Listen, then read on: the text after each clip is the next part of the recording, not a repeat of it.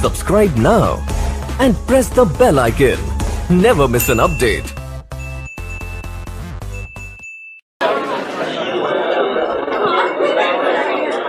जी आज के लेक्चर का आगाज करते हैं।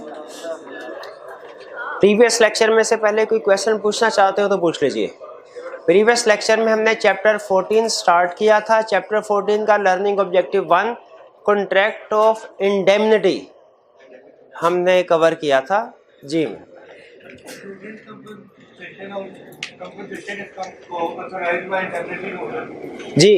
कंप्रोमाइज में लिखा हुआ था कि अगर कंप्रोमाइज किया जाता है तो जो इंडेमनीफायर है उसकी रिस्पॉन्सिबिलिटी है कि वो कंप्रोमाइज की अमाउंट रीपे करे इंडेमनिटी होल्डर को लीगल केस में। इसमें दो सिचुएशंस थी। उसने लिखा था कंप्रोमाइज की अमाउंट पे करने के लिए ज़रूरी है या तो कंप्रोमाइज प्रूडेंट हो या कंप्रोमाइज ऑथोराइज्ड बाय इंडेमनीफायर हो। प्रूडेंट का मतलब यह है कि रीजनेबल हो, हालात के मुताबिक रीजनेबल अमाउंट पे कंप्रोमाइज किया गया हो, अनरीजनेबली हाई अमाउंट पे कंप्रोमाइज ना किया गया हो। ठीक है, यह ना हो कि बिला वजह इंडेमनीफायर को तंग करने के लिए इंडेमनिटी होल्डर हायर अमाउंट पे कंप्रोमाइज कर ले, हालांकि वो लोअर अमाउंट पे भी हो सकता था। ठीक है, प्रूडेंट का मतलब ये। या कह रहे हैं कि ऑथोराइज होना चाहिए कि कंप्रोमाइज करने से पहले, ऑथोराइज वाला बेहतरीन तरीका है कि कंप्रोमाइज करने से पहले पूछ लिया जाए इंडेमनीफायर से कि सर हम इस अमाउंट पे कंप्रोमाइज करने जा रहे हैं, आपको कोई इतराज तो नहीं? वो कहे ठीक है कंप्रोमाइज कर ले, तो फिर वो जो अमाउंट एग्री हो गई है वो पे की जाएगी कंप्रोमाइज की। ठीक है, कंप्रोमाइज को या प्रूडेंट होना चाहिए या ऑथोराइज। ठीक है, बेहतर तरीका ऑथोराइज हो, यानी आप इंडेमनीफायर से पूछ लें। और अगर फर्ज कीजिए किसी सिचुएशन में इंडेमनीफायर से कॉन्टैक्ट करना पॉसिबल नहीं है तो फिर इंडेमनिटी होल्डर की जिम्मेदारी है कि जो कंप्रोमाइज करे वो हालात के मुताबिक प्रूडेंट डिसीजन करते हुए जितना कम से कम हो सकता है उस अमाउंट पे कंप्रोमाइज करे। क्लियर हो गया जी? तो जी और कोई क्वेश्चन? और कोई क्वेश्चन नहीं है? चलिए आज के लेक्चर में हम सेकंड लर्निंग ऑब्जेक्टिव है हमारा basics of contract of guarantee, ये पढ़ने जा रहे हैं। इसमें जो हमारा चैप्टर 14 है ये दो तरह के कॉन्ट्रैक्ट डिस्कस करता है, इंडेमनिटी और गारंटी के। ठीक है, दोनों में डिफरेंस है, डिफरेंस डिटेल में हम बाद में पढ़ेंगे, अभी सिर्फ बेसिक डिफरेंस बता देता हूं। कॉन्ट्रैक्ट ऑफ इंडेमनिटी दो पार्टीज के दरमियान होता है, कॉन्ट्रैक्ट ऑफ गारंटी तीन पार्टीज के दरमियान में होता है। कल के लेक्चर में हमने कॉन्ट्रैक्ट ऑफ इंडेमनिटी पढ़ा था, आज के लेक्चर में हम कॉन्ट्रैक्ट ऑफ गारंटी पढ़ने जा रहे हैं।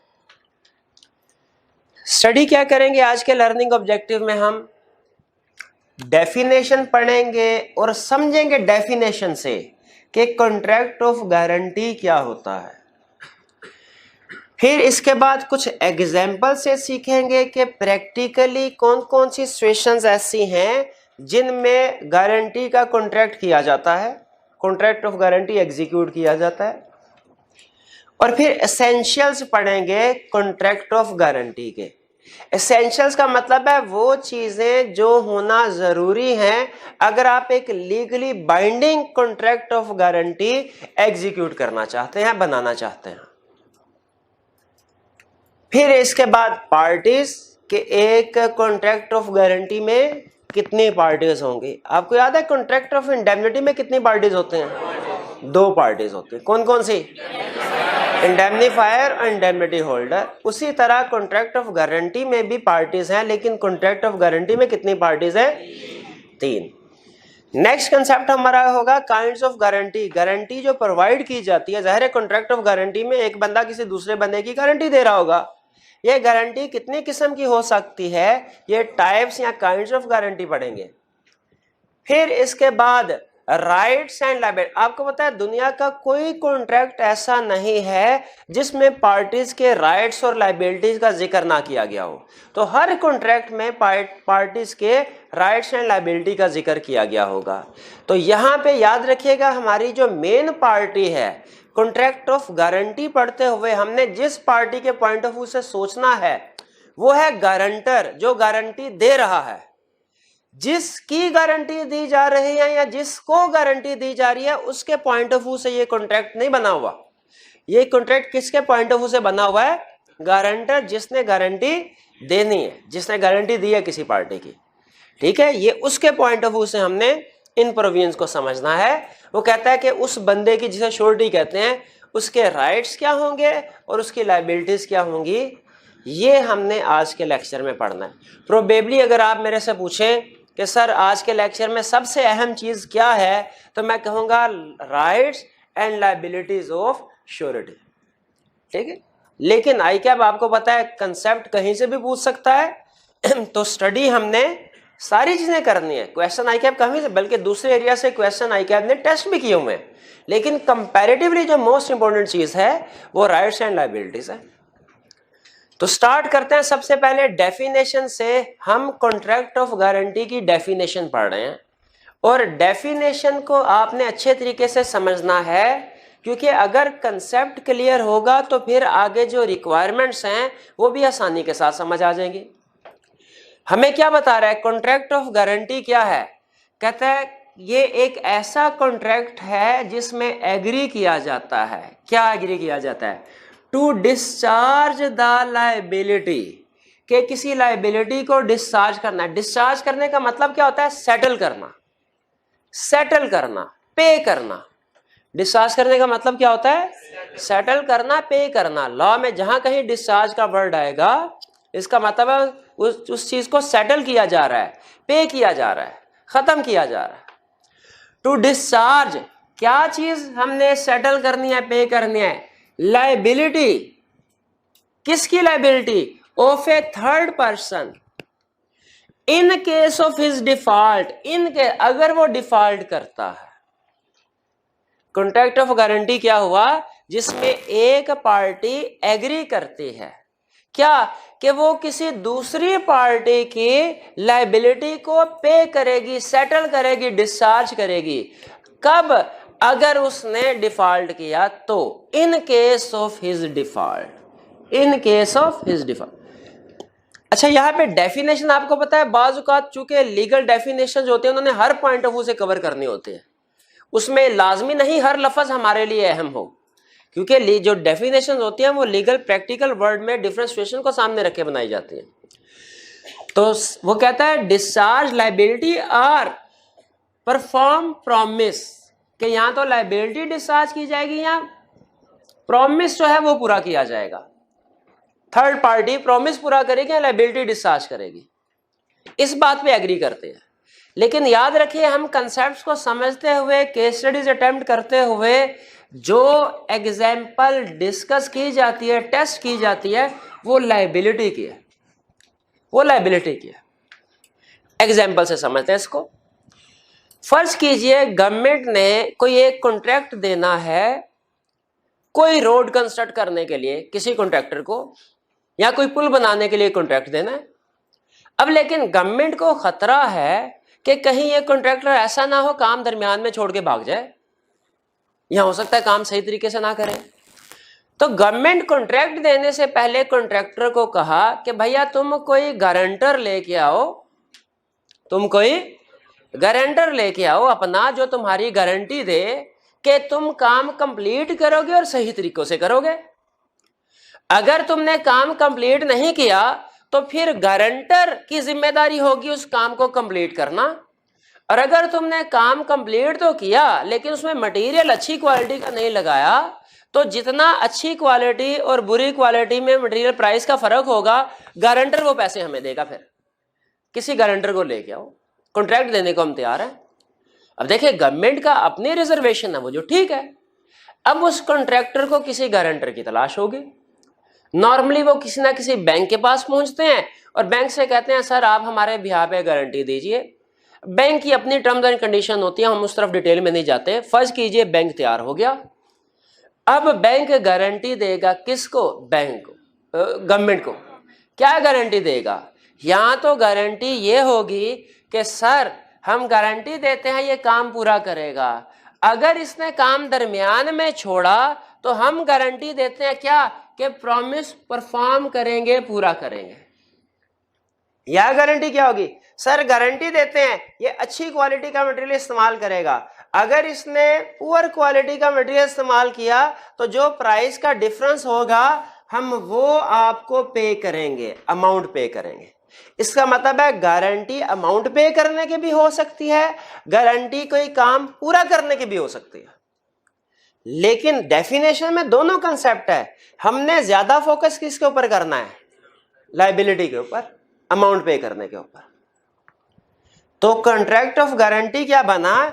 ऐसा कॉन्ट्रैक्ट जिसमें एक पार्टी एग्री करती है, वादा करती है, कमिट करती है कि दूसरी पार्टी की लायबिलिटी को सेटल करेगी, पे करेगी, डिस्चार्ज करेगी। कब? अगर उसने डिफॉल्ट किया तो।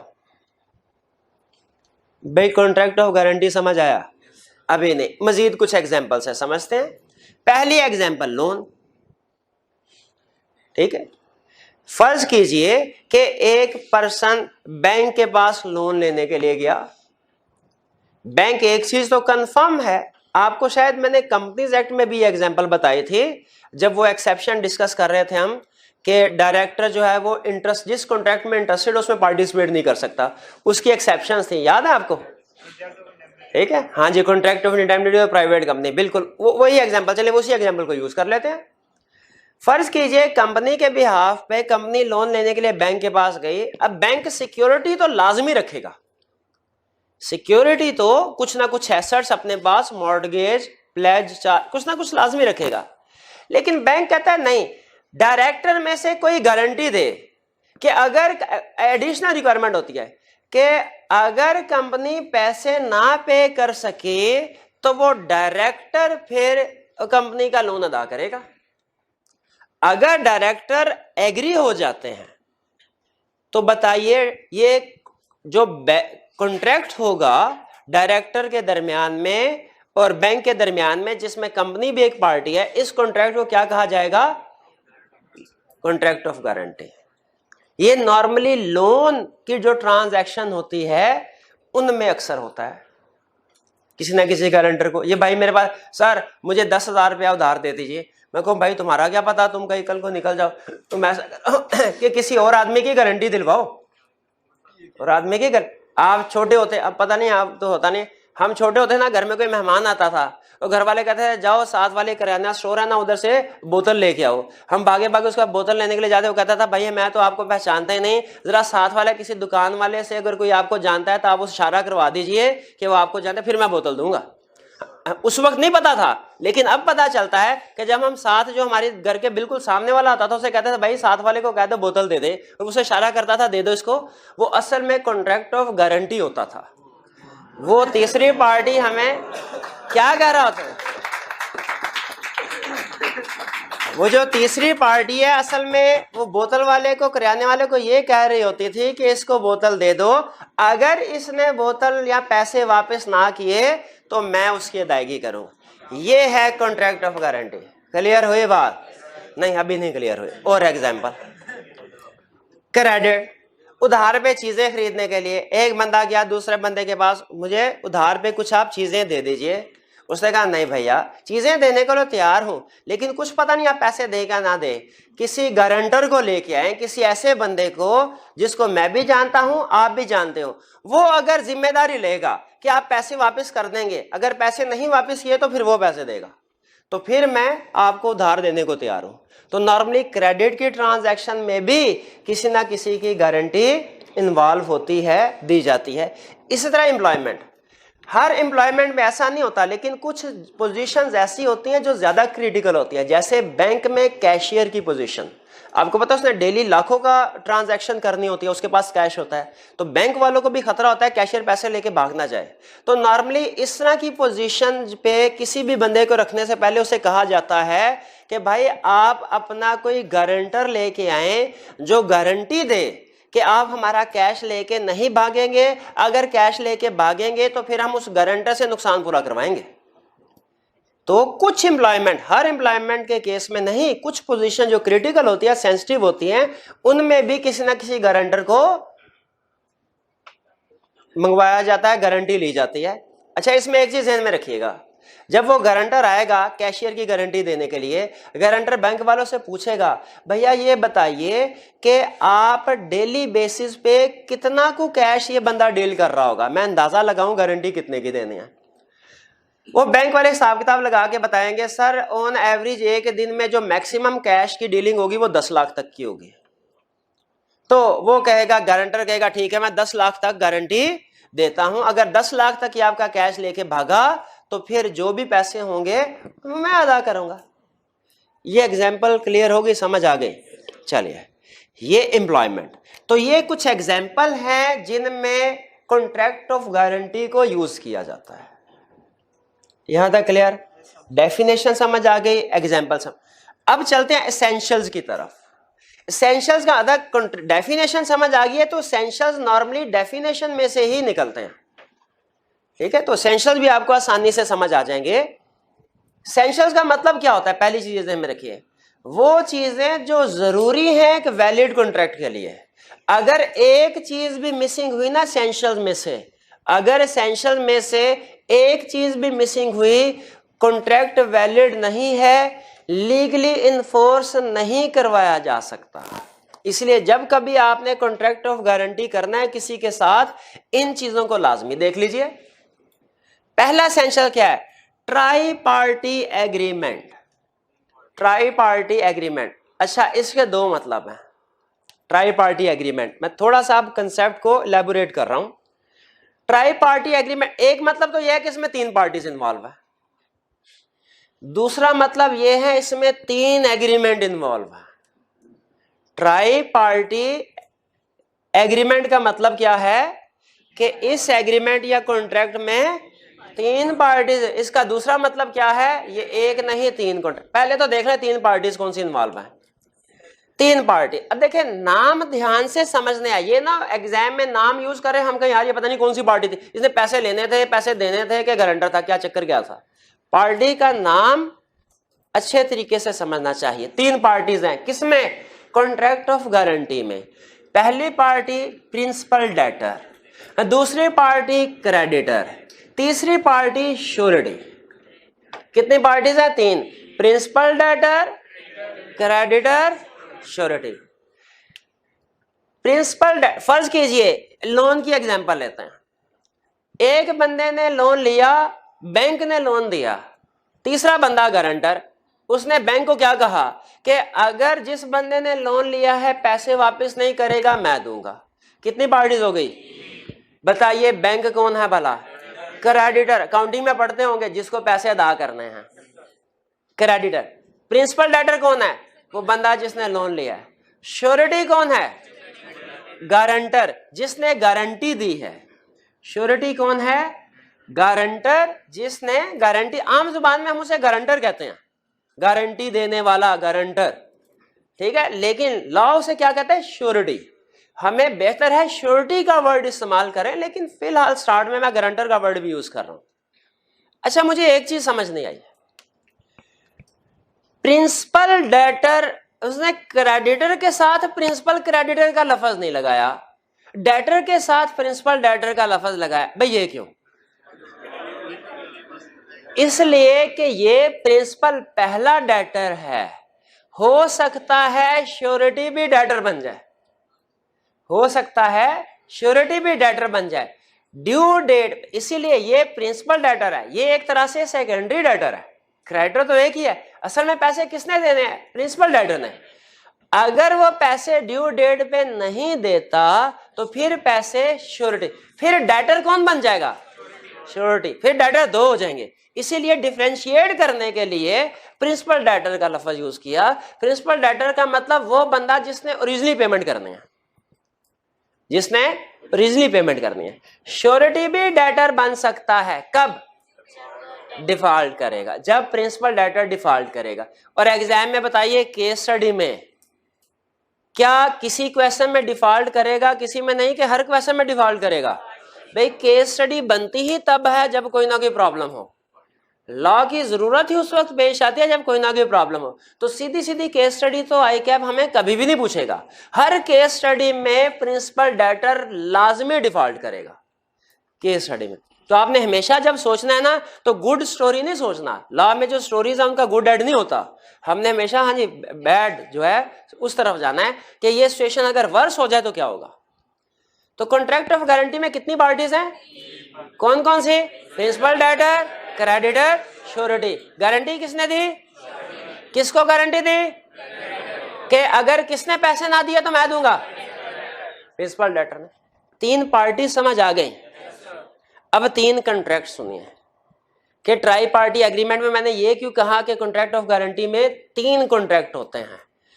पहला सुनते जाइएगा, पहला कॉन्ट्रैक्ट प्रिंसिपल, डेटर और क्रेडिटर के दरमियान में।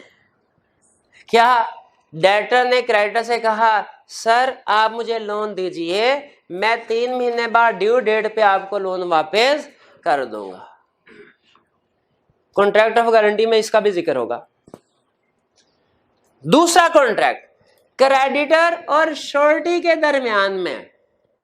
श्योरिटी क्रेडिटर को कह रहा है सर लोन दे दीजिए, अगर इसने आपको लोन रीपे ना किया तो मैं करूंगा। ये दूसरा कॉन्ट्रैक्ट है। ये किसके दरमियान में है, क्रेडिटर के दरमियान में। तीसरा कॉन्ट्रैक्ट अहम, अब ये वाला कॉन्ट्रैक्ट अहम है, श्योरिटी और डेटर के दरमियान में। श्योरिटी डेटर को कहेगा भाई तुम मेरे मामे के पुत्र थोड़े ही हो कि डिफॉल्ट पैसे तुम लो, याशी तुम करो और नुकसान तुम्हारे मैं भरता रहूं। मैं जब क्रेडिटर को पैसे अदा कर दूंगा तो मेरा राइट है कि मैं वो पैसे फिर तुमसे रिकवर करूं, मैं वो पैसे फिर तुमसे भाई खुद बताइए कहानी खत्म हो जाएगी जब श्योरिटी क्रेडिटर को पैसे दे देगा? नहीं भैया, पिक्चर अभी बाकी है। क्यों?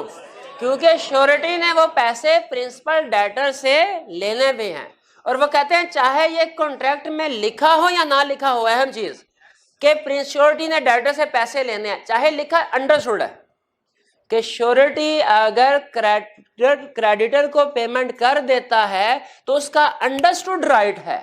क्या? इंप्लाइड राइट है। इंप्लाइड वो चीज कहते हैं जो अंडरस्टूड है, एज्यूम्ड है। इंप्लाइड किसको कहते हैं? उस चीज को जो अंडरस्टूड है, एज्यूम्ड है। क्या?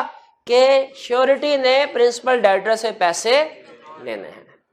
भाई कुछ समझ आया आपको? ट्राई पार्टी एग्रीमेंट का मतलब क्या है? तीन पार्टीज इन्वॉल्व होती है, ये भी मतलब है। तीन तरह के कॉन्ट्रैक्ट होते हैं, ये भी मतलब है। नेक्स्ट एसेंशियल चलते हैं। अब देखिए अगर दो पार्टीज होंगी क्या वो कॉन्ट्रैक्ट ऑफ गारंटी होगा? वो तो कॉन्ट्रैक्ट ऑफ इंडेमनिटी बन जाएगा। आगे चलते हैं। कंसेंट ऑफ ऑल पार्टीज, सारी पार्टीज की कंसेंट होनी चाहिए। अब फर्ज कीजिए प्रिंसिपल डेटर कहता है मेरा श्योरिटी है, फॉर एग्जांपल ये मिस्टर पी ये कहता है सी को, मिस्टर सी को मेरा श्योरिटी कौन है? एस। एस कहता है भाई मैं तो उसको जानता ही नहीं, कॉन्ट्रैक्ट हो सकता है? भाई सबकी रजामंदी होनी चाहिए। अच्छा कैसे पता चलेगा तीनों पार्टीज की रजामंदी है कि नहीं? शाबाश, सिग्नेचर पे कॉन्ट्रैक्ट लिखा जाएगा, सिग्नेचर होंगे। इसका मतलब है कॉन्ट्रैक्ट ऑफ गारंटी में कितनी पार्टीज के सिग्नेचर होंगे? तीन पार्टीज के, दो के नहीं, तीन पार्टीज के। पार्टीज ऑफ द कॉन्ट्रैक्ट तीन है। कंसेंट ऑफ ऑल पार्टीज, ये समझ आ गया। और ये जनरल रूल है, जिस पार्टी की कंसेंट नहीं उसके साथ एग्रीमेंट हो ही नहीं सकता। जिस पार्टी की कंसेंट नहीं, ये जनरल रूल है, उसके साथ एग्रीमेंट, तीनों पार्टीज की कंसेंट होनी चाहिए, सबके साइन होंगे। अगले, प्रॉमिस और लाइबिलिटी विच इज गारंटीड, कुछ ना कुछ प्रॉमिस लाइबिलिटी होनी चाहिए, एग्जिस्ट करनी चाहिए किसी ना किसी लाइबिलिटी को, प्रॉमिस को, जिसकी बेस के ऊपर ये कॉन्ट्रैक्ट किया जा रहा है। ठीक है, जैसे वो इनमें से कोई भी केस हो सकता है, इसके अलावा भी एग्जाम्पल हो सकते हैं। तो कोई ना कोई लाइबिलिटी या कोई ना कोई प्रॉमिस होना चाहिए जिसको पूरा करने के लिए, सेटल करने के लिए कॉन्ट्रैक्ट किया जा रहा है। भाई कोई ना कोई होना चाहिए कि नहीं? इसका मतलब है सिर्फ तीन पार्टीज नहीं, दरमियान में ट्रांजैक्शन भी होनी चाहिए। ये कह रहा है ये वो ट्रांजैक्शन भी होना जरूरी है, तीनों पार्टीज भी होना जरूरी है और दरमियान में कोई ट्रांजैक्शन भी जिसको गारंटी किया जा रहा है। वो ट्रांजैक्शन लोन लेने की भी हो सकती है, कोई काम करने की भी हो सकती है। तीनों पार्टीज का भी मौजूद होना जरूरी है और ट्रांजैक्शन, कोई प्रॉमिस या लायबिलिटी का एग्जिस्ट होना भी जरूरी है जिसको गारंटी किया जा रहा है। नेक्स्ट, अच्छा ये नेक्स्ट अहम है, नो फ्रॉड या मिस रिप्रेजेंटेशन और कंसीलमेंट ऑफ रेलिवेंट फैक्ट्स होना चाहिए। गारंटी फ्रॉड से, मिस रिप्रेजेंटेशन से, हकायक को छुपा के नहीं ली जानी चाहिए। जैसे फर्ज कीजिए कि श्योरिटी प्रिंसिपल डेटर और क्रेडिटर के दरमियान में एक ट्रांजैक्शन है लोन की। अब पास्ट में ये डेटर क्रेडिटर से लोन लेके डिफॉल्ट कर चुका है। पास्ट में डेटर क्रेडिटर से लोन लेके डिफॉल्ट, अब दोबारा लोन लेने के लिए आ गया। क्रेडिटर ने कहा मैं पागल हूं तुम्हें लोन दूं, उन्होंने कहा नहीं नहीं अब की बार गारंटर लेके आया हूं। गारंटर को श्योरिटी को यह नहीं पता कि पास्ट में डिफॉल्ट किया है। जरा खुद सोचें, क्या क्रेडिट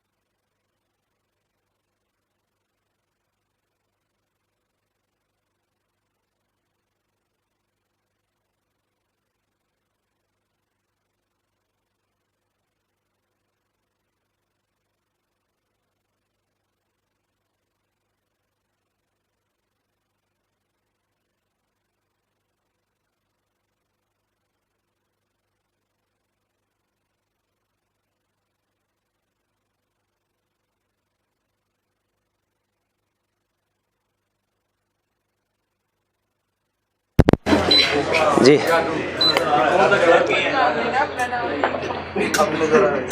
जी तो अगर फर्ज कीजिए कि पास्ट में ये डेटर डिफॉल्ट कर चुका है, श्योरिटी आया, गारंटर आया, क्रेडिटर को क्या ये बात श्योरिटी को बतानी चाहिए कि भैया पास्ट में डिफॉल्ट कर चुका है? बिल्कुल बतानी। अगर वो नहीं बताता तो फिर इसका मतलब क्या है कि उसने फ्रॉड से, मिस रिप्रेजेंटेशन से या कंसीलमेंट ऑफ रेलिवेंट फैक्ट से गारंटी ली, यह गारंटी वाइड हो जाएगी। इसी तरह फर्ज कीजिए श्योरिटी ने गारंटी दी किसी कैशियर की कि इस बंदे को आप अपने पास एम्प्लॉय रख लें और मैं इसकी गारंटी देता हूं कि ये जो है आपको अगर नुकसान करता है, आपको पैसे लेके भागता है 10 लाख तक, तो मैं जिम्मेदार हूं, मैं अदा करूंगा। अब उस कैशियर ने दरमियान में 5,000 रुपए का हेर फेर किया, लेकिन बैंक ने वो उसको माफ कर दिया। क्या बैंक को ये 5,000 का फ्रॉड बताना चाहिए था श्योरिटी को? बिल्कुल बता, उन्होंने नहीं बताया। बाद में अगली दफा 5 लाख का फ्रॉड करके भाग गया वो। अब बताइए क्या ये कॉन्ट्रैक्ट ऑफ गारंटी वैलिड है? कहता नहीं। इसीलिए अगर कॉन्ट्रैक्ट ऑफ गारंटी साइन करते हुए किसी पार्टी के साथ फ्रॉड किया गया है, मिस रिप्रेजेंटेशन के जरिए या कंसीलमेंट ऑफ फैक्ट के जरिए से गारंटी ली गई है, तो वो वैलिड नहीं है। ये क्लियर हो गया आपको? एग्जांपल्स है, एसेंशियल्स। कौन कौन से एसेंशियल्स है कॉन्ट्रैक्ट ऑफ गारंटी में? ट्राई पार्टी एग्रीमेंट, 3 पार्टीज होनी चाहिए, या दूसरा मतलब 3 एग्रीमेंट है। ऑल पार्टीज की कंसेंट होनी चाहिए। अच्छा, पार्टीज भी मौजूद है लेकिन वो ट्रांजैक्शन, वो लायबिलिटी, वो प्रॉमिस भी एग्जिस्ट करना चाहिए जिसको गारंटी किया जा रहा है।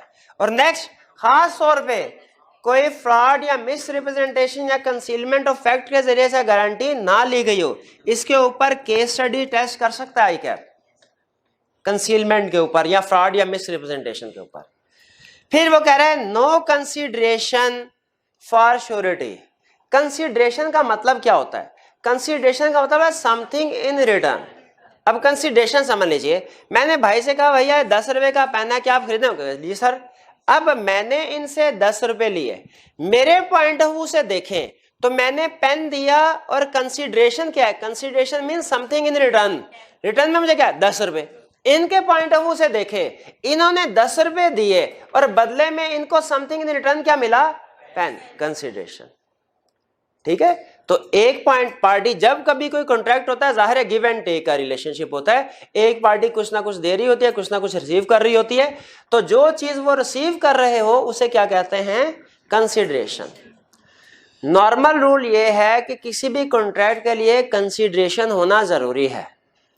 किसी भी कॉन्ट्रैक्ट के लिए नॉर्मल रूल क्या है कि कंसीडरेशन होना जरूरी है, लेकिन इस कॉन्ट्रैक्ट के लिए, गारंटी के लिए कंसीडरेशन होना जरूरी नहीं है।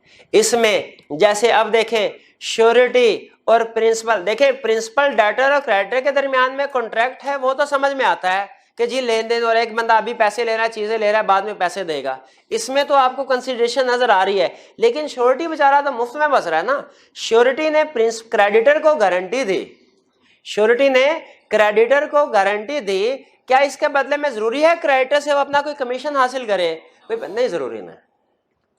तो कॉन्ट्रैक्ट ऑफ गारंटी के लिए कंसीडरेशन होना जरूरी जी। कुछ समझ आया कॉन्ट्रैक्ट ऑफ गारंटी क्या होता है, एसेंशियल्स क्या है, और पार्टीज 3। यहां तक कोई क्वेश्चन हो तो पूछ लीजिए, वरना फिर आगे चलते हैं जी। हाँ, वो कमीशन ले भी सकता है, जरूरी नहीं है। कंसीडरेशन ले भी सकता है श्योरिटी, लेकिन कॉन्ट्रैक्ट ऑफ गारंटी में जरूरी नहीं है। आप बिल्कुल दोनों से ले सकता है, वो जो भी देने को वो तो कहेगा भाई जो जितने भी पैसे दे सकते हो दे दो, वो जो तैयार हो जाए ले सकता है, लेकिन लाजमी नहीं है, लाजमी नहीं है।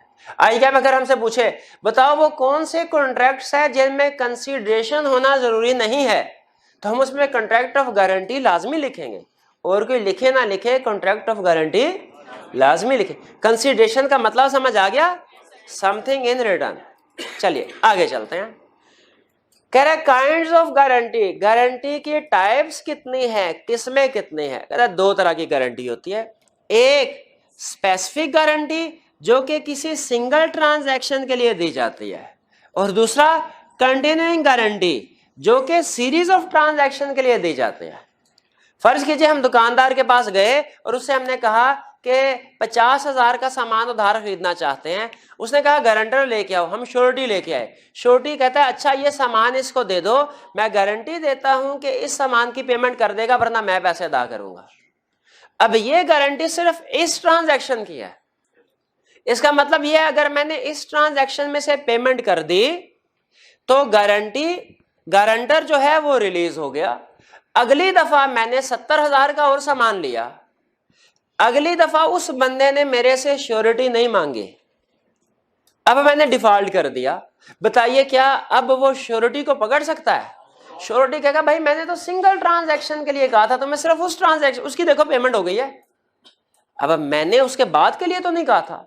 आप श्योरिटी किसी स्पेसिफिक ट्रांजैक्शन की भी दे सकते हैं, श्योरिटी कंटिन्यूइंग नेचर की भी हो सकती है। भाई कंटिन्यूइंग श्योरिटी, कंटिन्यूइंग गारंटी क्या होती है कि वो बंदा जो मेरी गारंटी देने के लिए आया वो ये कहे कि भैया इसको 1 लाख तक जितना भी सामान हुआ करे ना उधार दे दिया करो, 1 लाख तक इसने डिफॉल्ट किया ना तो पेमेंट मैं करूंगा। अब देखिए गारंटी स्पेसिफिक ट्रांजैक्शन की नहीं है, उसने अमाउंट मेंशन करके कह दिया सिर्फ जितने भी ट्रांजैक्शन होते हैं। अब मैं 1 लाख तक चाहे 10 दफा उधार सामान खरीदा या के वापस किए पैसे, हर एक ट्रांजैक्शन के साथ ये गारंटी चलेगी, लेकिन किस अमाउंट तक की? जो उसने मेंशन कर दी 1 लाख। ये स्पेसिफिक गारंटी और कंटिन्यूइंग गारंटी में फर्क समझ आया? स्पेसिफिक गारंटी स्पेसिफिक एक ट्रांजैक्शन के लिए, continuing guarantee series of transaction के लिए। एग्जाम में अगर उसने 2 तरह की इसी तरह की टर्म्स दे के पूछ लिया बताओ ये स्पेसिफिक गारंटी है या के कंटिन्यूइंग गारंटी, पहचान लेंगे रूल क्या है हमारा, सिंगल ट्रांजैक्शन या के सीरीज ऑफ ट्रांजैक्शन, किसके लिए गारंटी दी जा रही है। नेक्स्ट अब आते हैं असल कंसेप्ट की तरफ। जी जी नहीं, हाँ बिल्कुल, लेकिन उसमें स्पेसिफाई कर दिया, अमाउंट्स दोनों में मेंशन की मैंने, अमाउंट मैंने स्पेसिफिक गारंटी में भी मेंशन की, अमाउंट कंटिन्यूइंग गारंटी में भी मेंशन की, लेकिन फर्क किस चीज का था? फर्क इस चीज का, स्पेसिफिक गारंटी में मैंने कहा सिर्फ इस ट्रांजैक्शन की गारंटी दे रहा हूं मैं, और कंटिन्यूइंग गारंटी में मैंने कहा कि ट्रांजैक्शन जितनी मर्जी हो ये लिमिट होगी। अगर मैं ये कहता हूं ये भाई जो है ये इन्होंने बाइक खरीदनी है और डीलर ने कहा ठीक है मैं किस्तों पे तुम्हें बाइक देने को तैयार हूं, कोई गारंटर लेके आओ। अब मैं उस डीलर को ये कहता हूं ठीक है इस बाइक की वैल्यू जितनी गारंटी देने को तैयार हूं मैं, ये बाइक आप इसको दे दीजिए, ये वाली बाइक। इन्होंने बाइक ले ली, अब उसके बाद बाइक की किस्तें सारी अदा कर दी, अगली दफा गाड़ी लेने के लिए चले गए किस्तों पे, क्या अब मेरी गारंटी एक्सटेंड करेगी गाड़ी की मांग? नहीं, क्योंकि मैंने गारंटी सिर्फ उसे। और अगर मैं उसे ये कहूं कि भाई इस बंदे को 1 लाख रुपए तक का जो भी उधार माल हो दे दिया करो, अब वो चाहे इसमें से गाड़ी खरीदे, साइकिल खरीद किस्तों पे ले, गाड़ी ले या के बाइक ले, मेरी गारंटी जो है वो सब पे चलेगी, लेकिन अमाउंट मैंने मेंशन कर दी इस अमाउंट तक। असल कंसेप्ट स्पेसिफिक या कंटिन्यूइंग का अमाउंट में नहीं है, ट्रांजैक्शन में है कि क्या गारंटी सब्सिक्वेंट ट्रांजैक्शन पे चलेगी कि नहीं चलेगी। अगर गारंटी सब्सिक्वेंट ट्रांजैक्शन पे भी चलेगी, कंटिन्यूइंग है। अगर वो सिर्फ एक ट्रांजैक्शन पे होगी और मैं कॉन्ट्रैक्ट में स्पेसिफिकली मेंशन करूंगा कि ये सिर्फ इसी ट्रांजैक्शन के लिए है कि नहीं। ठीक हो गया जी? इधर भी कोई क्वेश्चन था? कंटिन्यूइंग गारंटी टाइम की वजह से भी हो सकती है, टाइम भी स्पेसिफाई कर सकते हैं कि मैं इनसे कहूं कि जी अगले 1 साल तक इसके साथ आपकी जितनी भी ट्रांजैक्शंस होती हैं अब उनमें मैं गारंटर हूं, तो मैं 1 साल तक, वो चाहे आप टाइम स्पेसिफाई कर दें चाहे अमाउंट स्पेसिफाई कर दें, वो आपकी अपनी मर्जी है। Next, liability of surety. Surety की लायबिलिटी के बारे में क्या रूल्स हैं, इनको ध्यान से समझना है हमने। पहला रूल, श्योरिटी की लायबिलिटी, श्योरिटी पता ना कौन होता है? गारंटर। श्योरिटी किसको कहते हैं? गारंटर। गारंटर की लायबिलिटी होगी को एक्सटेंसिव। को एक्सटेंसिव का मतलब होता है इक्वल। जितने डेटर की लायबिलिटी होगी उतनी ही लायबिलिटी होगी श्योरिटी की। लेकिन अगर श्योरिटी स्पेसिफाई कर दे कि मैं गारंटी देता हूं इस बंदे की, अगर मैं ये कहूं कि ये जो आप सामान उधार मांगता है आप इसको दे दीजिए, मैं गारंटी देता हूं अमाउंट आपको रीपे करेगा वरना मैं करूंगा।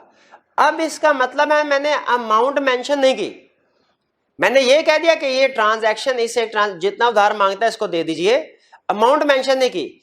ये 5 लाख का सामान ले लेता है तो मेरी लायबिलिटी कितनी होगी? को एक्सटेंसिव का मतलब ये इक्वल। लेकिन अगर मैं चाहूं तो अपनी लायबिलिटी को लिमिट भी कर सकता हूं, रिड्यूस भी कर सकता हूं। मैं क्या कहूं कि ये जितना सामान कह रहा है इसको दे दीजिए 1 लाख तक, लेकिन मैं गारंटी देता हूं अगर 1 लाख तक इसने पे ना किया तो मैं पे करूंगा, इससे ज्यादा नहीं। ठीक है, बाकी बाप चाहे 15 लाख 50 लाख का सामान दे दे, मेरी गारंटी कितनी है? तो अगर मैं मेंशन कर दूं कि क्या मेरी लायबिलिटी रिड्यूस हो सकती है, बिल्कुल, लेकिन मुझे कॉन्ट्रैक्ट में पहले लिखना पड़ेगा, बाद में नहीं होगी। ठीक है, कॉन्ट्रैक्ट स्टार्ट में ही बता देना चाहिए कि सर मैं इस ट्रांजैक्शन में 1 लाख तक की गारंटी देता हूं। लायबिलिटी पहला क्या है कंसेप्ट लायबिलिटी और श्योरिटी के हवाले से? कोएक्सटेंसिव होगी। कोएक्सटेंसिव का मतलब क्या है? जितनी प्रिंसिपल डेटर की उतनी ही श्योरिटी की, ना कम ना ज्यादा। लेकिन अगर श्योरिटी अमाउंट स्पेसिफाई कर दे तो फिर श्योरिटी की लायबिलिटी मैक्सिमम उस अमाउंट तक होगी, उससे ज्यादा नहीं होगी। यानी क्या हम एज श्योरिटी अपनी लायबिलिटी हमारी प्रिंसिपल डेटर के बराबर है, क्या उसे कम करना चाहे तो कर सकते हैं? बिल्कुल कर सकते हैं, लेकिन कॉन्ट्रैक्ट में स्पेसिफिक क्लियरली मेंशन करना पड़ेगा कि भैया ये आप इसको 5 लाख देकर सामान देने की तैयारी कर रहे हैं, मेरी लायबिलिटी 2 लाख तक की है। क्रेडिटर कहेगा प्रिंसिपल डेटर से भैया ये 2 लाख की, बाकी 3 लाख की गारंटी कौन देगा? कहेगा अच्छा मैं कोई और बंदा ढूंढता हूं, 3 लाख की गारंटी वो दे देगा। लेकिन वो मेरी टेंशन नहीं है, मेरी टेंशन मैंने गारंटी कितने की दी? मैं सिर्फ 2 लाख के लिए लायबल हूं, वो कोई 3 लाख के लिए अलहदा से बंदा ढूंढता है, ठीक है, नहीं ढूंढता, मेरे को कोई टेंशन।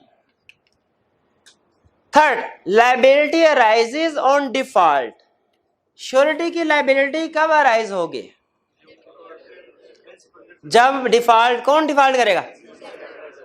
मुझे बताइए, बैंक से लोन लिया और उस पार्टी ने डिफॉल्ट कर लिया जिसने लोन लिया था। बैंक से लोन लिया गया, उस पार्टी ने डिफॉल्ट, बैंक पहले उस पार्टी के खिलाफ केस फाइल करे, फिर मेरे के ऊपर केस फाइल करे या मेरे से पैसे मांगने आए कि बैंक डिफॉल्ट पे डायरेक्ट मेरे से पैसे मांग सकता है। ये कंसेप्ट, बैंक डायरेक्टली मेरे से पैसे मांग सकता है। बैंक प्रिंसिपल डेटर आए, बैंक प्रिंसिपल डेटर के थ्रू आए, ये जरूरी नहीं। अगर प्रिंसिपल डेटर डिफॉल्ट करता है, क्रेडिटर डायरेक्टली श्योरिटी से पैसे मांग सकता है, डायरेक्टली श्योरिटी को सू कर सकता है। ये कंसेप्ट समझ आया?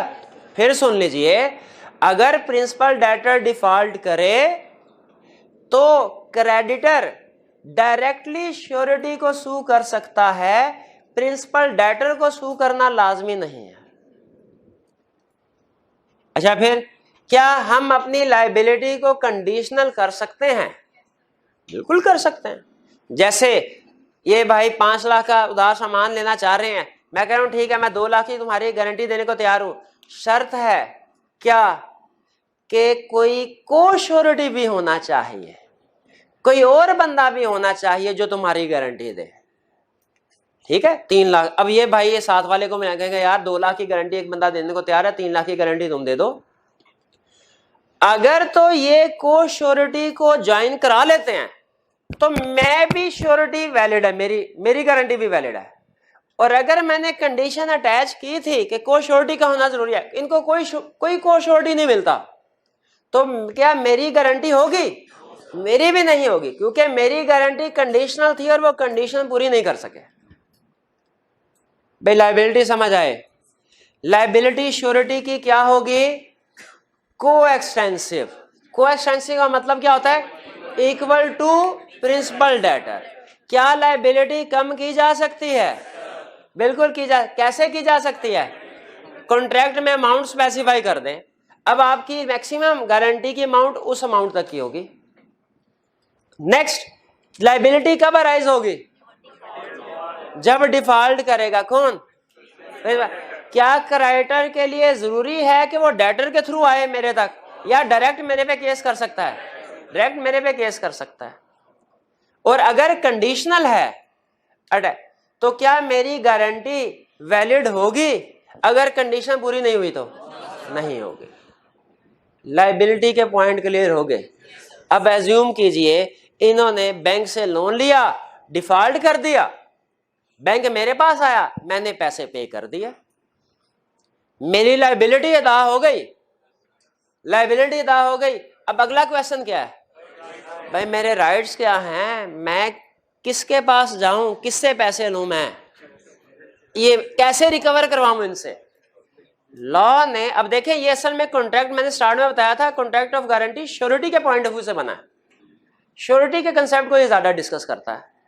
उन्होंने कहा बिल्कुल श्योरिटी के राइट्स भी हैं। भैया आपने नेक काम किया, नेक नीति के साथ उस बंदे की स्वाब की नीयत से गारंटी दी, अगर उस बंदे ने आपके साथ धोखा किया, परेशान होने की जरूरत नहीं है, लॉ आपको प्रोटेक्ट करने के लिए मौजूद है। लॉ आपको बहुत से राइट्स देता है। उन्होंने कहा कौन से राइट्स? कहता है कुछ राइट्स ऐसे हैं जो कि प्रिंसिपल डेटर के अगेंस्ट हैं, कुछ राइट्स ऐसे हैं जो क्रेडिटर के अगेंस्ट हैं, और कुछ राइट्स ऐसे हैं जो को श्योरिटी के अगेंस्ट है। ये को श्योरिटीज है, को सिक्योरिटीज नहीं है। सिक्योरिटी लहदा लफज है, श्योरिटी लहदा लफज है। कोई टेस्ट चेक कर रहे हो ना तो बाज़ का स्टूडेंट जो है वो लिखते लिखते पता नहीं क्या होता है, श्योरिटी को सिक्योरिटी लिख देते हैं और सिक्योरिटी को श्योरिटी लिख देते हैं। तो ये क्या लफज है? को श्योरिटी। अब देखिए, श्योरिटी जिसने पेमेंट की है उसके पास राइट्स हैं, किस किस के अगेंस्ट में? प्रिंसिपल डेटर के अगेंस्ट में, क्रेडिटर के अगेंस्ट में, वो श्योरिटी। प्रिंसिपल डेटर कौन है भला? प्रिंसिपल डेटर कौन है? जिसने डिफॉल्ट किया। क्रेडिटर कौन है? बैंक। जब कभी आपने ये कंसेप्ट पढ़ने एग्जांपल से इनमें क्या लेके आनी है? बैंक के लोन वाले। जब कभी ये आप टॉपिक पढ़ेंगे कॉन्ट्रैक्ट ऑफ गारंटी वाला, कौन सी एग्जांपल जेहन में रखनी है? बैंक लोन वाली, बैंक वाली। तो क्रेडिटर कौन है? बैंक। को श्योरिटी कौन है? वो जो दूसरे बंदे भी साथ मिलाए थे मेरे, उसने जो मेरे साथ दूसरे बंदे भी मिलाए थे। अब मेरे उनके साथ क्या राइट्स हैं ये पढ़ते हैं वन बाय वन। पहला राइट ऑफ इंडेमनिटी। क्या मतलब? मेरा इंप्लाइड राइट है, चाहे कॉन्ट्रैक्ट में लिखा हो चाहे ना लिखा हो। क्या?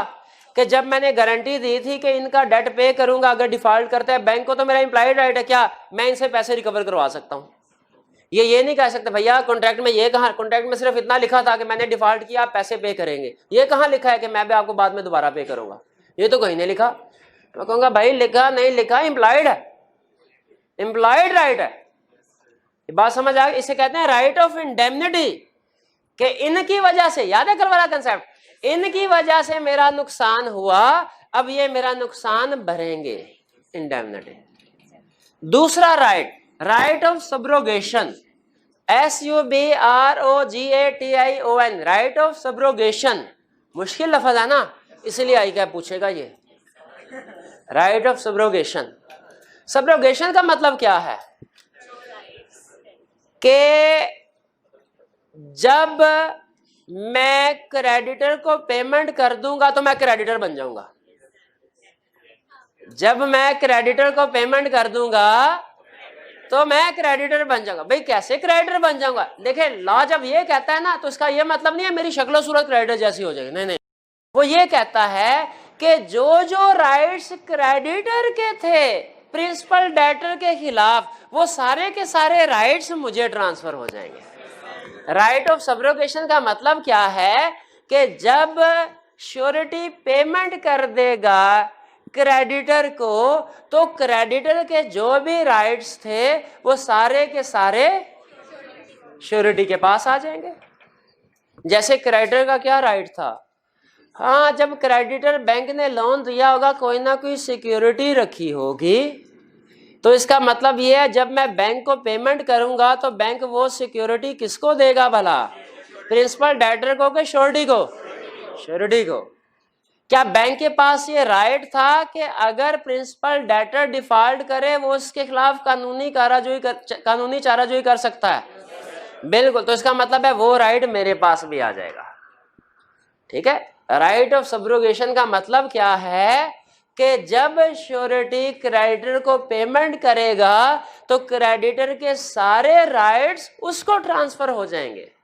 राइट ऑफ सब्रोगेशन का मतलब क्या है, जब श्योरिटी क्रेडिटर को पेमेंट करेगा तो क्रेडिटर के सारे राइट्स श्योरिटी को ट्रांसफर हो जाएंगे। बेपता चल गया?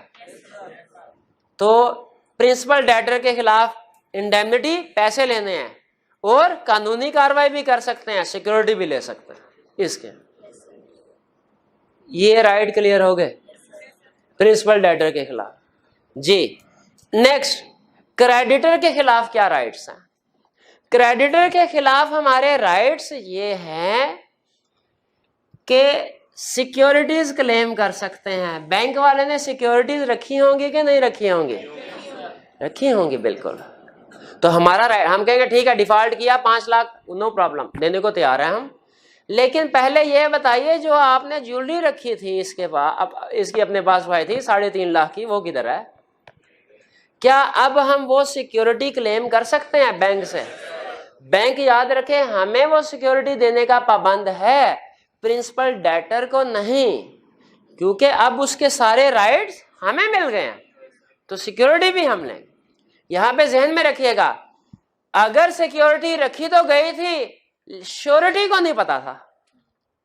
बैंक ने सिक्योरिटी रखी तो श्योरिटी को कॉन्ट्रैक्ट गारंटी देते हुए नहीं पता था कि ज्वेलरी रखी गई है, बाद में पता चला।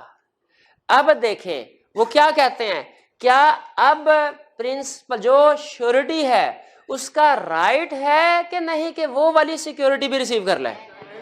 बिल्कुल। वो कहते हैं राइट अगेंस्ट क्रेडिटर क्या है? पहला राइट कि सिक्योरिटीज को क्लेम करे। कौन सी सिक्योरिटी? जो डेटर ने क्रेडिटर के पास रखवाई है। जैसे बैंक से लोन लेने के लिए बाजू का ज्वेलरी वगैरह रखवाते हैं जो दूसरे एसेट्स है।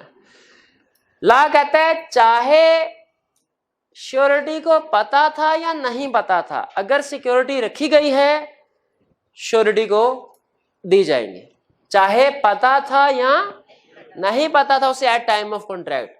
अगर कोई सिक्योरिटी उस लोन के बदले में रखी गई है, क्रेडिटर की जिम्मेदारी है वापस करे। किसको?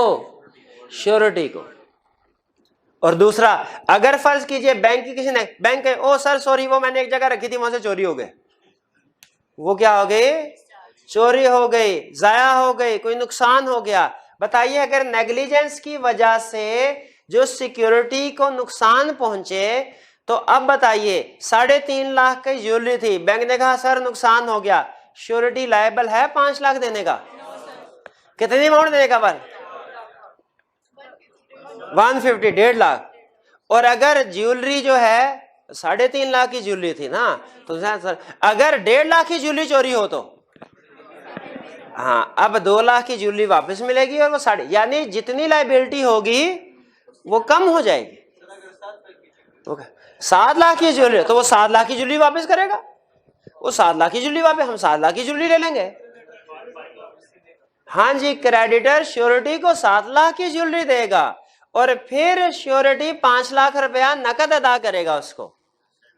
बैंक क्यों कर? क्योंकि बैंक देखिए नॉर्मली वो कहते हैं हम सेल परचेज के चक्रों में नहीं पड़ना चाहते, हमारा लोन वापस करें, सेल परचेज खुद करते रहे। ठीक है, तो बैंक की मर्जी है, बैंक चाहे सिक्योरिटी बेच के पैसे रिकवर करवा ले, चाहे वो श्योरिटी को बुला ले। टू क्लेम सेट ऑफ, हो सकता है 5 लाख रुपए का डिफॉल्ट किया था इसने, लोन लिया था 5, हो सकता है इसने उसी बैंक में अपने कोई पैसे भी रखवाए हों, हाँ 10,000 रुपया। अब बताइए क्या हम उसे ये कह सकते हैं बैंक वाले को, भैया 5 लाख तो हो गया लोन, अब तो 10,000 इसका तुम्हारे पास है, उसको तो सेट ऑफ करो ना, जितना भी अमाउंट कम हो उतना बेहतर है। क्या सेट ऑफ को क्लेम कर सकते हैं? बिल्कुल कर सकते हैं। अगर कोई अमाउंट रिसीवेबल पेएबल थी प्रिंसिपल डेटर क्रेडिटर के दरमियान, हम उसे कहेंगे भाई सेट ऑफ करो। ठीक है, जो उसके पास तुम्हारे पास ऑलरेडी पैसे पड़े हुए हैं उनको तो सेटल करो, बाकी फिर बाद में देखते हैं। जी, राइट अगेंस्ट क्रेडिटर समझ आया आपको? अच्छा, राइट अगेंस्ट क्रेडिटर पढ़ रहे थे, राइट अगेंस्ट प्रिंसिपल डेटर भूल गए? नहीं भूल गए, जरा क्विक नहीं। प्रिंसिपल डेटर होता कौन है? जिसने उधार लिया, डिफॉल्ट किया।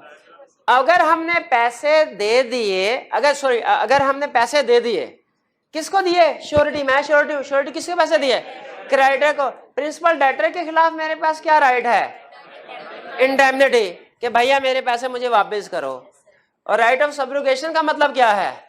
कि जो क्रेडिटर के राइट थे सारे मुझे ट्रांसफर हो जाएंगे, यानी मैं इसके खिलाफ कोई कानूनी कार्रवाई भी कर सकता हूं, मैं इसकी सिक्योरिटी को भी अपने कब्जे में ले सकता हूं। राइट अगेंस्ट क्रेडिटर क्या है? Claim security. अगर बैंक ने कोई सिक्योरिटी रखी हुई है, बैंक किसको वापस करेगा? श्योरिटी को। अच्छा, अगर मुझे पता था फिर तो मुझे ज्वेलरी मिल जाएगी, सिक्योरिटी मिल जाएगी, अगर मुझे नहीं पता था फिर भी मिलेगी। और अगर बैंक ने कोई नेग्लिजेंस की वजह से सिक्योरिटी को नुकसान पहुंचा, उसकी वैल्यू कम हो गई, तो फिर मेरी उतनी लायबिलिटी कम हो जाएगी जितना नुकसान हुआ था।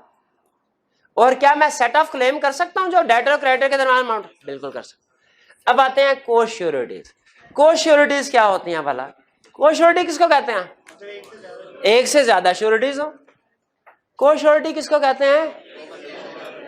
मैंने 5 लाख का लोन था, मैंने 2 लाख की गारंटी दी, 3 लाख की भाई साहब ने गारंटी दी, तो ये क्या हो गए दोनों? को श्योरिटी। को श्योरिटी के असूल समझने वाले हैं असल में, ये ध्यान से जरा। मुझे याद आया लिमिटेड बाय गारंटी का कंसेप्ट पढ़ा था कंपनी एक्ट में, उसमें मुख्तलिफ लोग मुख्तलिफ अमाउंट की गारंटी देते थे, कोई 1 लाख, कोई 2 लाख, कोई 3 लाख। तो जब डिफॉल्ट होता था तो रूल क्या लगता था? याद है? इक्वल सब्जेक्ट टू मैक्सिमम, ये अल्फाज याद है? इक्वल, वो भाई देखे वो लिमिटेड बाय गारंटी था, ये भी तो गारंटी ही है। क्या इधर भी वही कंसेप्ट लगना चाहिए कि डिफरेंट होना चाहिए? वही कंसेप्ट है, ये तो कंसेप्ट ही खत्म हो गया यहाँ पे। कहता है अगे को श्योरिटी की आपस में। अब देखे, फर्ज कीजिए ये बंदा डिफॉल्ट करता है, 5 लाख की गारंटी थी ना, 2 लाख का डिफॉल्ट करता है। अब जरा सुनिएगा जरा, ये बड़े क्रिटिकल सिचुएशन में कहानी पहुंच गई है। 5 लाख का लोन लिया था, 2 लाख की गारंटी मिस्टर ए ने दी, 3 लाख की मिस्टर बी ने दी, किस्तें वापस करता रहा। 2 लाख जब पेंडिंग रह गया उससे डिफॉल्ट कर गया बैंक। अब देखें, लायबिलिटी को श्योरिटीज की होती है इक्वल अनलेस एग्रीड अदरवाइज। ठीक है, इक्वल होगी। बैंक मेरे से 1 लाख लेगा ए से और बी से भी 1 लाख लेगा, ऐसा होगा? कि बैंक के हथे ए और बी में से जो भी चढ़ गया उसे 2 लाख रुपया लेगा? जी बताइए, कितने स्टूडेंट का ख्याल है कि बैंक ए से 1 लाख लेगा, बी से 1 लाख लेगा? कितनों का ख्याल है जो भी बैंक के हाथ है? भैया जो भी बैंक के हाथे लग गया ना, बैंक उससे 2 लाख रिकवर करा, क्योंकि 2 लाख की गारंटी तो दी हुई है।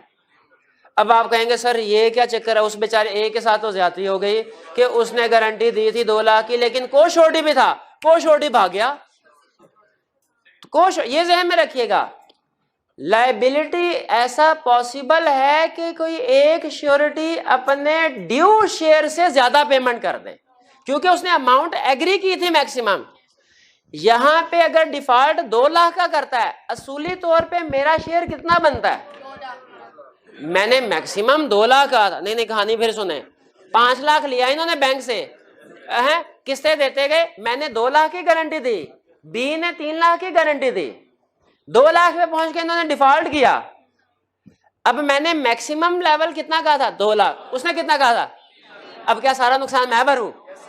वो कहता नहीं मैं क्यों भरूं भाई, वो गारंटर नहीं है क्या? वो गारंटी नहीं, वो आपका ऐसे ना करें यार, नहीं वो आपका दोस्त है, मैं दुश्मन हूं क्या? नहीं हाँ, वो कहता है कॉन्ट्रैक्टेड, कहता है कॉन्ट्रैक्टेड क्या कहता है? सारे श्योरिटीज इक्वल कंट्रीब्यूशन करेंगे subject to unless agreed otherwise. यानी अनलेस एग्रीड अदरवाइज का क्या मतलब है कि इक्वल कंट्रीब्यूशन होगी सबकी, लेकिन एक मैक्सिमम अमाउंट जिन्होंने एग्री किया उनकी सिर्फ मैक्सिमम अमाउंट तक का गारंटी होगी। ये बात समझ में आ रही है? अगर डिफरेंट अमाउंट्स एग्री की हुई होंगी, जैसे मैंने 2 लाख उन्होंने 3 लाख, फिर असूल क्या होगा? अगर तो कोई अमाउंट एग्री नहीं की तो लायबिलिटी क्या होगी? सबकी इक्वल। फर्ज कीजिए कि इस केस में कोई लायबिलिटी एग्री नहीं की, तो मेरी भी 1 लाख इनकी भी इक्वल है ना, डिफॉल्ट 2 लाख का किया उसने, तो नुकसान कितना भरना है? मेरी एक्चुअल लायबिलिटी कितनी है? ए होनी चाहिए, उसकी कितनी है? लेकिन लॉ प्रोटेक्ट करता है बैंक को, लॉ प्रोटेक्ट करता है क्रेडिटर को।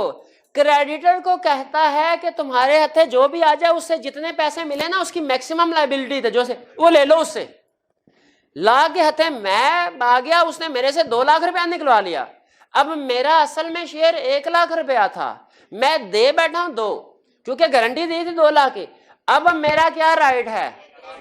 कोश्योरिटी से निकालूंगा। वो लॉ कहता है कि तुम्हारा आपस में सेटलमेंट है, आपस का झगड़ा आपस में सेटल करो, भाई बैंक को क्या टेंशन है, उसको सिक्योर किया। तो यहां पे कहता है अगर डिफरेंट अमाउंट्स एग्री किए हैं, लायबिलिटी क्या होगी? Equal subject to maximum.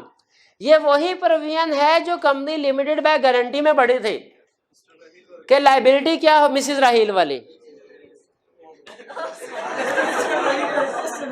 हाँ ठीक है। अगर डिफरेंट अमाउंट्स एग्री की, अगर कोई अमाउंट एग्री नहीं की, इक्वल, डिफरेंट अमाउंट्स एग्री की तो इक्वल सब्जेक्ट टू मैक्सिमम। अगर क्रेडिटर कहे कोश्योरिटी ए और बी, मैं क्रेडिटर, मैं बैंक आया मेरे पास, ओ भाई 2 लाख की दे गारंटी, बैंक के पैर पकड़ लिए, मैं कहा भाई आपकी मेहरबानी, मैं पहले मजदूर आदमी हूँ, मेहनत मजदूरी करके पैसे खाने को पैसे नहीं है, वो मैं जज्बाती होकर गारंटी दे बैठा, मेहरबानी आपकी मुझे माफ करें, मैं आपको इस बंदे का पता बताता हूँ कहाँ छुपा बैठा है। पता बता दिया। अच्छा बैंक कहता ठीक है, बैंक ने तरस खाया, मुझे रिलीज कर दिया, मुझे माफ कर दिया। बैंक ने कहा अच्छा चलो तुमसे पैसे नहीं लेता मैं, उसका पता बता। अब बताइए बैंक ने मुझे रिलीज कर दिया, क्या इसका ये मतलब है बैंक ने सारे कोश्योरिटी को रिलीज कर दिया? क्या इसका ये मतलब है बैंक ने जब इससे पैसे निकलवा लिए तो इसने मुझे भी रिलीज कर दिया? यही कह रहा है अगर क्रेडिटर यानी बैंक रिलीज करता है किसी को श्योरिटी को मुझे, इसका ये मतलब नहीं है क्या अदर को श्योरिटीज डिस्चार्ज हो गए, रिलीज हो गए, नहीं, अदर को श्योरिटीज लायबल है। इसका ये मतलब नहीं है अगर बैंक मुझे रिलीज करता है, इसका ये मतलब नहीं है अदर को श्योरिटीज ने भी मुझे रिलीज कर दिया। अगर वो अपने ड्यू शेयर से ज्यादा पैसे देते हैं क्योंकि उन्होंने एग्री ज्यादा कर लिया था, तो मैं उनको पैसे देने का पाबंद हूं। समझ आई कुछ? Such surety is liable to other co-sureties. Bank ने मुझे माफ किया है, बैंक ने मुझे माफ किया है, इनको नहीं। और बैंक ने मुझे माफ किया है, मुझे बैंक ने माफ किया है, इन्होंने नहीं। भाई बात समझ आए? नहीं समझ आए? भाई एक मिनट, नहीं आई समझ? लॉ की केस स्टडी के बगैर कैसे हो सकती है यार, ऐसे ना कर। अच्छा पता क्या, मुझे सारी समझ आ गई, मैं बताता हूँ, मुझे ये बात समझ नहीं आई, पहला और दूसरा नहीं नहीं नहीं। अच्छा चलें ठीक है। अब भाई एक केस स्टडी बताता हूँ, वादा करें घर जाके अटेम्प्ट करेंगे, रिटर्न फॉर्म में करेंगे। चलिए वैसे तो आपने सारी केस स्टडीज करनी है। अब देखे पेज 98 पे आइए, उसमें क्वेश्चन नंबर 6 है, नहीं करना। क्वेश्चन नंबर 6 नहीं करना, बाकी सारे क्वेश्चन पढ़ने हैं। 1 2 3 आई कैप के क्वेश्चन, बैंक के क्वेश्चन, बाकी तो सारे नॉर्मल तरीके से करें। ये वाली मुझे अभी सब मैं बता दूं, मुझे क्लियर नहीं हुआ अभी तक, तो जब तक केस स्टडी नहीं होगी। इसके लिए केस स्टडी क्वेश्चन नंबर 8, इसके लिए क्वेश्चन नंबर 8 ये रिटर्न फॉर्म में करके लानी है आपने। बाकी ज़बानी कलामी पढ़ लें, ये वाली रिटर्न, ये वाला कंसेप्ट क्लियर ही तब होगा जब ये केस स्टडी हाथ से गुजरेगी, वरना समझ नहीं आएगी। चलिए आज का लेक्चर यहाँ पे खत्म करते हैं। अल्लाह हाफिज।